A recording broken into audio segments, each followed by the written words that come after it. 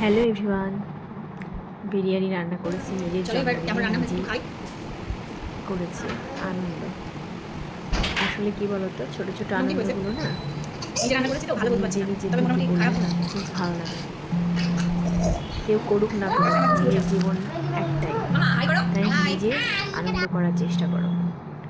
আর এই দেখো, এটা আমার মেয়ে আমায় সারপ্রাইজ দিয়েছে। সত্যি আমি কখনো ভাবিনি যে ও আমাকে সন্ধেবেলাটা এইভাবে সারপ্রাইজ দেবে।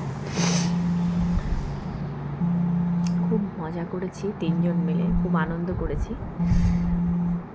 এবারের জন্মদিনটা সত্যি আমার ছিল, বেশ ভালোই কেটেছে আমার জন্মদিনটা।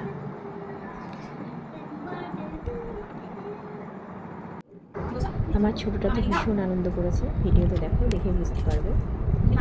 ওদের আনন্দতেই আমার আনন্দ, আমিও খুব খুশি হয়েছি।